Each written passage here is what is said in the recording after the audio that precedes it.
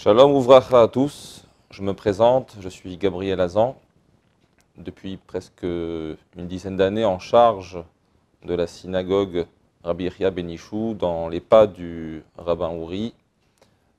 Je voudrais en même temps saluer personnellement chacun des fidèles qui participent avec nous à cette vie communautaire si paisible.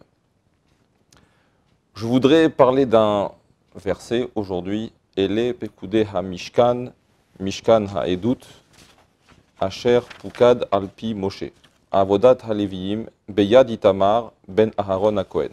Voici les comptes du Mishkan, le Mishkan de témoignage qui a été compté par Moshe, le travail des Léviim par l'intermédiaire d'Itamar, fils d'Aaron, le Kohen.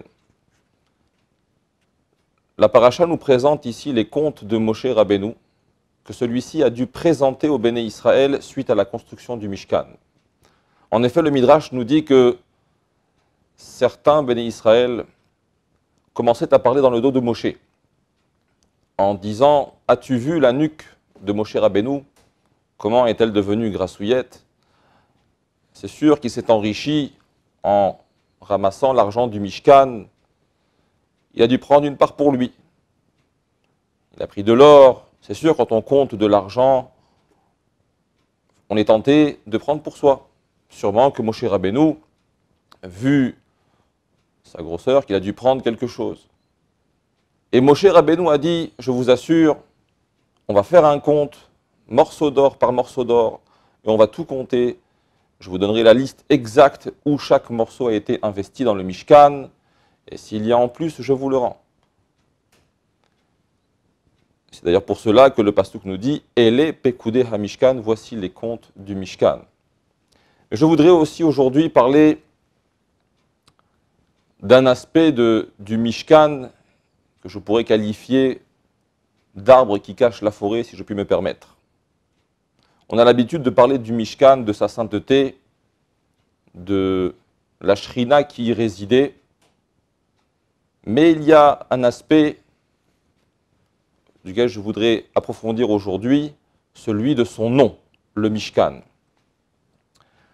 Rashi nous explique pourquoi la Torah dit-elle « Ele pekudei ha-mishkan, mishkan ha-edut » répéter deux fois le nom Mishkan.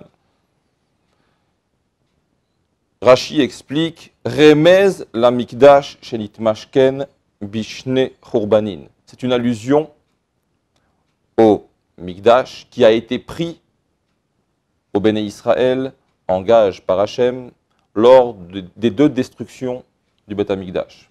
C'est-à-dire, les Béné Israël n'ayant pas scrupuleusement observé la Torah et les mitzvot, alors Hachem, à deux reprises, leur a repris le Beth Amikdash, les Béné Israël n'en étant pas dignes. Il est intéressant de noter que le mot Mishkan provient donc du nom Mashkon, un gage. Je m'explique. Quelqu'un voulant emprunter de l'argent, le prêteur n'ayant pas totalement confiance en lui peut-être, va lui demander un gage. Si jamais la personne rembourse la dette, alors le gage lui sera rendu. Dans le cas contraire, le gage sera pris par le prêteur. Les Béné Israël, quelque part, ont reçu le Beth Amikdash en gage. Si vous observez les mitzvot, vous l'avez. Moi, Hachem, je réside parmi vous. Mais les Béné Israël, à deux reprises, ayant lâché la Torah et les mitzvot, Hachem leur a repris ce gage. Et comment a-t-on appelé cette demeure d'Hachem? Comment a-t-on appelé ce cadeau d'Hachem? Par le nom Mishkan, qui a la racine de Mashkon, qui signifie un gage. Imaginons la situation suivante. Un monsieur qui vient acheter une maison, qui s'engage en hypothèque à la banque. Malheureusement pour lui, au fil des ans, il n'arrive plus à payer son crédit. La banque vient et lui saisit son bien. Peut-on imaginer que la banque va marquer sur l'article de vente de cette maison liquidation d'une hypothèque? Pas du tout. On va marquer maison 4 pièces, ensoleillée, et puis en petit caractère À la fin de la fiche, on marquera que c'était dû à une hypothèque non payée. Mais ce que l'on va mettre en valeur, c'est plutôt le beau côté de la maison. Or, ce qu'Hachem ici fait dans la Torah, ce que Moshe a marqué par l'intermédiaire d'Hachem, c'est exactement cette chose-là. Il a marqué hypothèque. On a appelé, au lieu d'appeler Beth Amikdash, on a appelé Mishkan, le gage que Hachem nous a repris à 2 reprises. Comment se fait-il que l'on nomme la maison d'Hachem, le cadeau qu'Hachem nous donne, par son aspect négatif de gage qui a été repris au Béné Israël?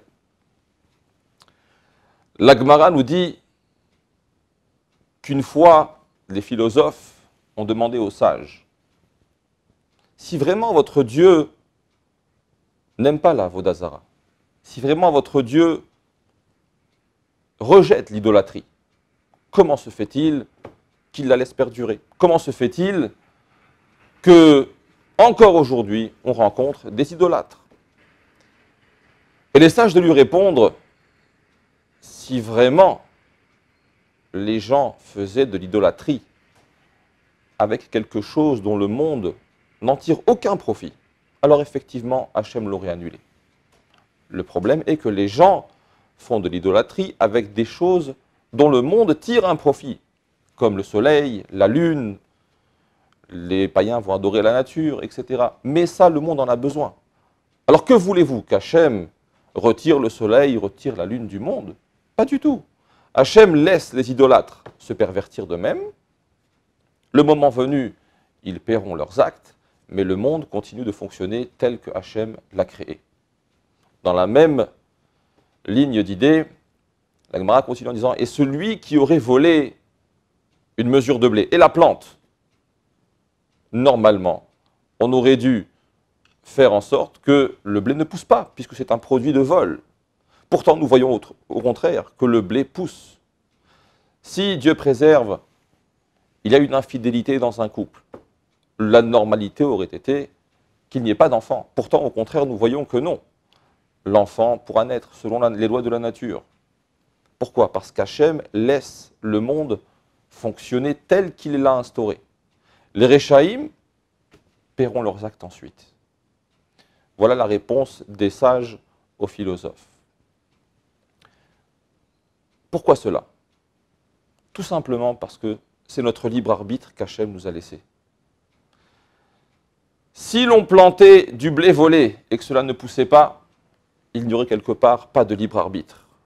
L'homme ne pourrait pas choisir d'être ou tzaddik ou racha, ou bon ou mauvais. Hachem laisse les lois de la nature telles qu'il les a instaurées fonctionner afin que l'homme choisisse son chemin. Et ensuite, il paiera. Dans cette ligne, c'est ce qui peut nous expliquer ce que j'ai entendu une fois. Pourquoi est-ce que, lorsque l'on va chez un rave, on vient demander une bénédiction, pourtant pas tout le temps elle se réalise. Des fois oui, des fois au bout de quelques années, et quelquefois pas du tout. Pourtant on se dit, on a été voir un tzaddik, on sait que tzaddik gozer, akadosh baruch hu mekayem, un tzaddik décrète et puis Hachem accomplit. Pourquoi n'est-ce pas le cas à chaque occasion? Eh bien, c'est exactement la même réponse, car sinon, il n'y aurait plus de libre arbitre. Tout le monde deviendrait tzaddik, tout le monde servirait Hachem, mais non pas par propre volonté de servir Hachem, tout simplement parce qu'on voit que la bracha, elle marche, que dès qu'on fait les mitzvot, tout va bien, mais il n'y aurait pas de propre choix personnel. Quelque part, si je veux résumer, ce monde-ci tel qu'il fonctionne nous prive de ressentir la présence d'Hachem dans ce monde. Ceci est valable partout, sauf dans un seul endroit. Le seul endroit dans lequel la présence d'Hachem était ressentie, presque je dirais face à face, au coup par coup, c'était le Mishkan, le Beth Amikdash. Là-bas, il n'y a pas de loi de la nature qui est régie par l'homme. Au contraire, là-bas, c'est soit tu te comportes selon ce que Hachem te demande, soit moi, Hachem, je le reprends. Alors c'est vrai que le nom Mashkon a un aspect négatif, celui de la punition que les bénis Israël ont reçu. Mais quelque part, il est aussi là pour nous montrer au contraire, le Mishkan que je vous donne à chaque instant, sachez-le, moi, ça veut dire, moi, Hachem, je suis présent parmi vous. Je suis présent à chaque instant. Je vois tout ce que vous faites à chaque instant et je vis parmi vous à chaque instant. Ça, c'est la notion du nom Mishkan. Pas seulement l'aspect négatif qui est la conséquence de nos actes, mais au contraire, la proximité d'Hachem est perçue et dévoilée à travers ce nom. Alors, au contraire, essayons d'être positifs à travers ce nom Mishkan. Ce pourquoi la Torah nous dit Mishkan ha'edut, le Milachon Mashkon, ça veut dire un langage de gage qui aurait été pris par Hachem. Essayons de chercher la proximité qui nous est donnée à travers ce Mishkan, ce tabernacle, afin d'essayer d'y puiser de nouvelles sources vers une bonne pratique de la Torah et des mitzvot. Amen, Kenye Ratson. Shabbat Shalom.